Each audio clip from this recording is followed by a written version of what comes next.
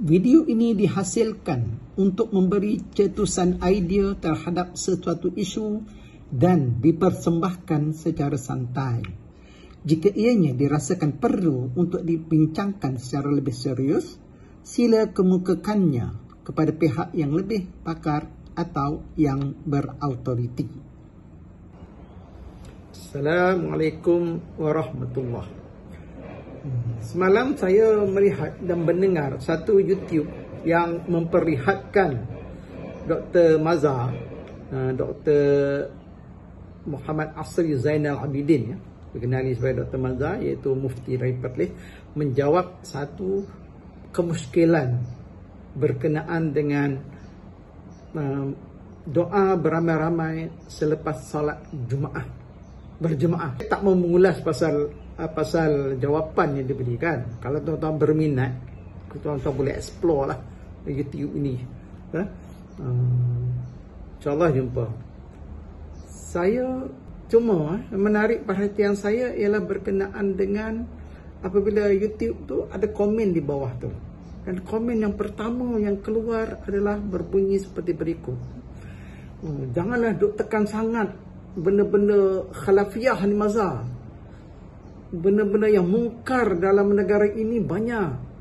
Kenapa duduk diam? Bersuaralah. Judi, zina, seronok dengan jawatan ya. Itu bunyi komen itu. Benda khilaf atau benda khilafiyah ni apa sebenarnya? Jadi saya pun explore dalam kamus-kamus yang saya dapati. Dia lebih kepada dua. Dunia Melayu dengan dunia Arab Islam ni lain dia punya maksud khilafnya. Ini saya baca. Kalau dunia khilaf dalam dunia Melayu, ia bermaksud membawa maksud keliru, silap, terkhilaf. Saya khilaf semalam tu. Saya minta maaf ya. Ataupun kalau dalam drama, I khilaf meninggalkan you dahulu. Tu khilaf. Tapi dunia Arab atau dunia Islam, apabila bercakap tentang benda khilaf, definisi dia lain. Dia berarti keliru tu mungkin betul lah. Keliru atau salah. Ya? Dalam Islam, khilaf biasanya membawa maksud pertentangan atau perlawanan. Pertentangan atau perlawanan. Kalau khilaf yang lebih khusus ataupun yang lebih khusus, perkataan ikhtilaf membawa maksud tidak sependapat atas sesuatu perkara. Senang cerita, dalam satu-satu isu dalam hukum mahkam Islam ni, yang syariat Islam, ulama-ulama memberi jawapan yang berbeza. Itu ada kata boleh, ada kata tak boleh. Biasa dengar macam tu kan. Tapi yang pasti definisi Melayu dengan definisi Arab ni dia lain. Dia ada satu bukan macam definisi fitnah. Fitnah lain-lain yang definisi Melayu dengan definisi Arab ni. Contoh, hantuah kena fitnah. Ingat cerita hantuah kena fitnah dulu ya. Oleh sehingga keluar daripada istana tu. Lain maksudnya dengan fitnah Dajjal. Ataupun dalam drama pukul 7 saya lama tak tengok drama. Fitnah makcik bawang sehingga menantu Kak Limah bercerai dengan laki dia tu. Lain maksudnya dengan fitnah akhir zaman. Tapi tak payah cerita lah pasal tu ya. Kita cerita pasal khilaf tadi. Berbalik kepada cerita khilaf tadi. Memang ramai orang membincangkan isu khilaf ni. Dan ustaz-ustaz sendiri pun kadang-kadang keluarkan kenyataan. Dia cakap, duk sibuk benda khilaf. Tak payah dia duk sibuk. Ulama-ulama dulu dah bincang lama dah benda ni. Benda lain banyak lagi nak bincang, berlama lagi nak bincang. Okey. Isu khilaf ni daripada isu-isu ringan sampailah isu-isu yang berat. Contoh saya bagi isu yang agak ringan ya, macam lelaki pakai seluar ataupun pakai kain melebihi paras buku lali ketika solat lah. Ada bagi pendapat kata tak boleh, ini haram. Ada pendapat yang kata makruh. Ada yang tak ada kata apa-apa lah. Sebab dia kata macam hadis yang keluarkan itu ada hadis yang dikeluarkan pasal pakaian yang begitu tu, kelabuhan pakaian tu disebabkan oleh faktor-faktor lain. Jadi sekarang ni dia tak ada apa-apa lah. Itu saya sebut yang kes ringan-ringan ya.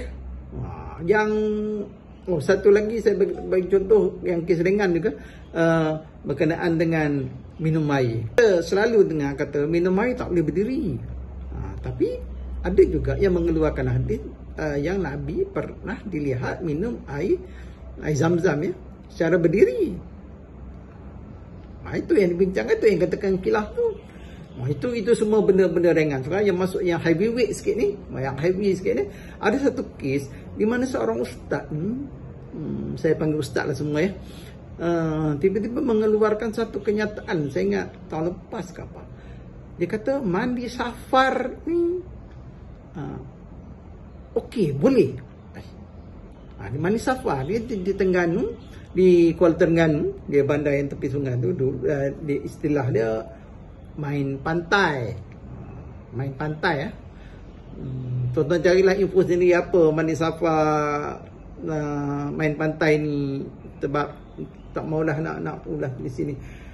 Baik, yang kata tiba-tiba ustaz boleh. Kemudian dia kata boleh pula, dulu benda-benda tu dah lama dah tak ada. Kata I was like boleh.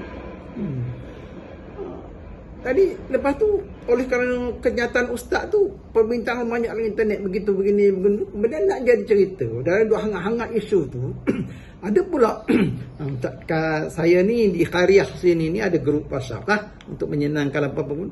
Ada pula satu WhatsApp daripada saya anggap salah seorang daripada ahli grup tu lah. Dia kata tak payah bincang lah benda ni, sebab benda ni ulama dah lama dah bincang. Jadi lepas tu dikeluarkan pendapat-pendapat dan siap gambar-gambar ulama, sekali ulama lama ya, berkenaan dengan ni. Macam dia kata mirip-miripnya ni memang suka lah, memang menyokong lah mandi safar ni. Saya pun kadang-kadang gatal tangan juga nak balas WhatsApp itu, sebab yang saya tahu tak boleh.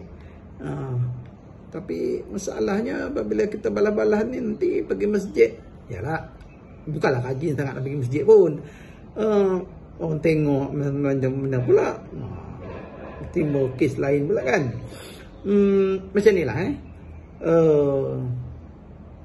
saya tak layak untuk membincangkan pasal cerita khilaf atau khilafiyah ni, dan seperti biasa saya bagi kepada orang yang layak untuk mengulasnya.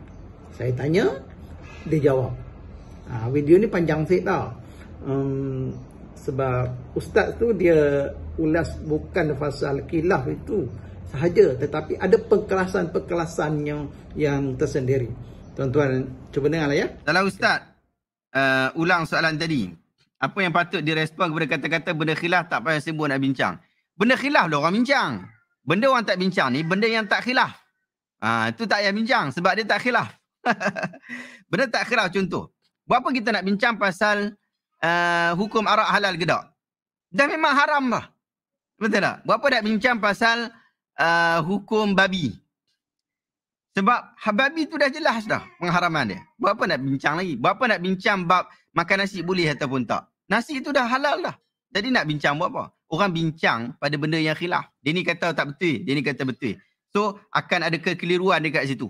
Dia ni kata boleh, dia ni kata tak boleh. Maka jom kita bincang. Sebab apa hang kata tak boleh, sebab apa hang kata boleh. Sebab tu universiti-universiti ni dia buat untuk berbincang benda-benda khilaf. Dan wujudnya mazhab.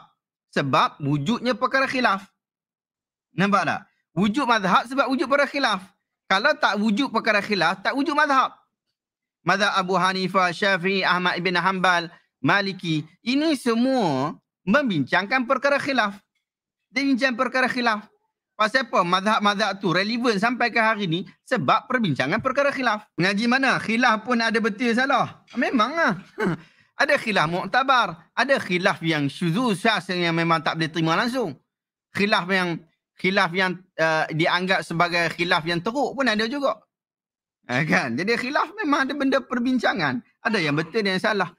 Bahkan betul dan salah ni kita kata berdasarkan technical issue lah. Technical issue. Dia berkaitan tentang ijtihad. Hari ni orang kata berkaitan tentang khilaf baca bismillah sebelum Fatihah. Kan? Khilaf dalam mazhab Syafi'i pun. Dalam mazhab Syafi'i sendiri khilaf berkaitan tentang bacaan bismillah. Bacaan bismillah itu ada banyak qaul dalam mazhab Syafi'i berkaitan ada dua qaul dalam mazhab Syafi'i berkaitan tentang hal tu. Adakah bismillah itu salah satu daripada Al-Fatihah? Perbincangan ulama-ulama mazhab Syafi'i. Bahkan awak buka kitab Rawdatul Talibin Imam Nawawi. Cerita bab khilaf saja bab tu. Khilaf mana ni? Khilaf mazhab. Khilaf dalam mazhab kita tu. Dalam mazhab kita sendiri, dalam mazhab Syafi'i sendiri banyak khilaf. Jadi memang khilaf ni untuk dibincangkan supaya memudahkan orang di dalam memahaminya, kemudian kita mengikut. Tak ada benda yang kita buat ni yang tak khilaf, jaranglah tak khilaf. Nak cari yang ijma' sehingga sebagai ulama kata tak ada ijma', tapi saya tak setujulah. Cuma ada ulama sampai kata tak ada ijma'. Ijma' ni sikit sangat, tak banyak.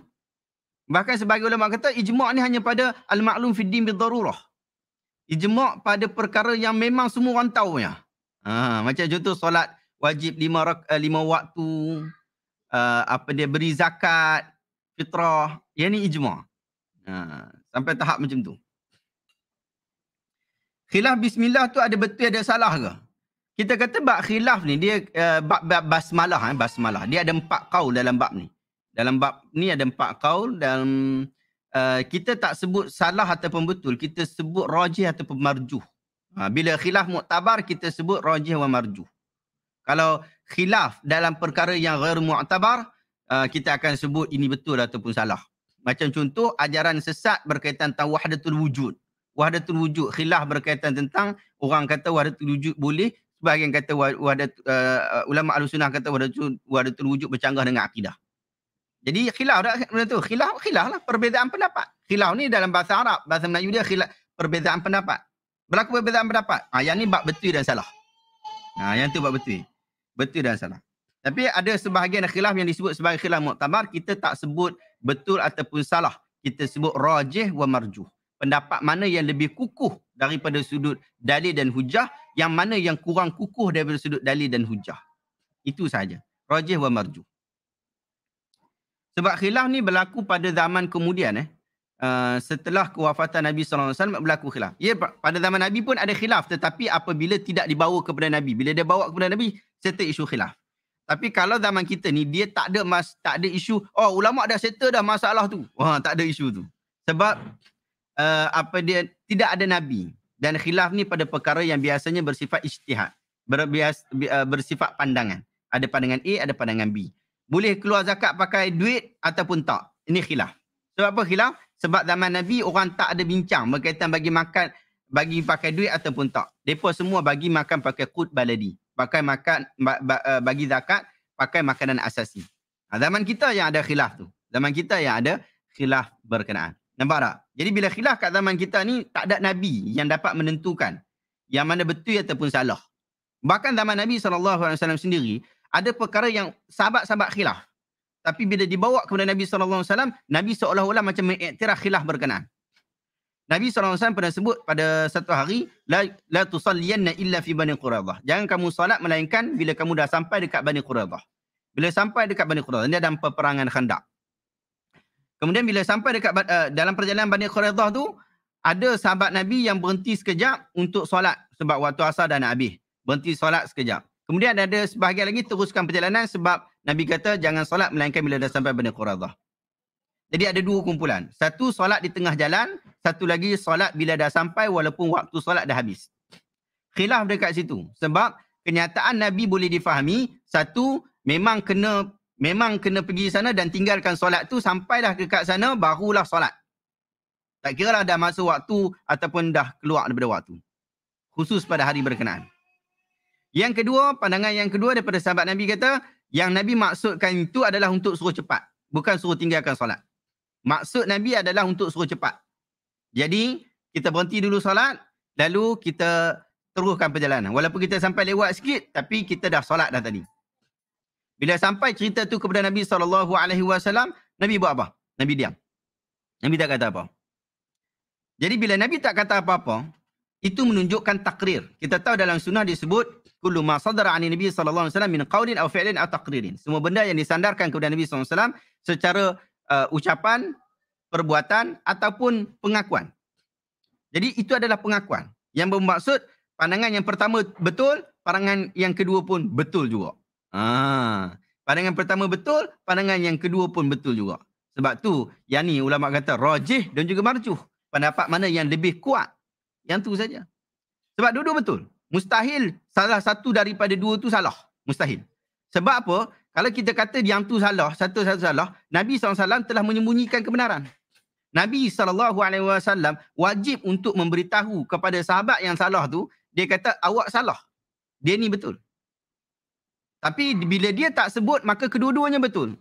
Sebab Nabi tidak menyembunyikan kebenaran. Nabi tak macam kita mengata tak apa, aku saja tak sebut hukum dekat dia, takut sekali berkelain sama-sama mereka. Tak. Nabi tak ada kepentingan itu. Nabi tak boleh buat benda tu. Nabi kena jelaskan kebenaran. Yang tu. Okey. Dah dengar kan? Macam mana? Pening. Saya lagi lah pening.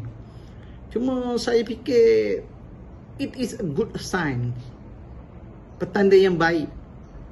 Apabila kita nak berfikir, itu satu petanda yang baik untuk kita-kita yang bukan ustaz tapi baru nak startnya. Ini pasal agama ya. Harap-harapnya isu yang kita fikir tu, itulah punca kita mendekatkan lebih erat kepada yang Maha Berkuasa ya. Sambil-sambil semoga Allah Ta'ala memberi taufik dan hidayah kepada kita. Dan sambil-sambil itu kita pakat-pakat berdoa lah. Allahumma faqihni fid din. Fahamkanlah aku dalam urusan agamamu. Itu usaha kita lah kan. Ada sesuatu yang menarik perhatian anda? Sila like dan share untuk dikongsikan kepada orang lain supaya mendapat cetusan idea yang sama. Terima kasih.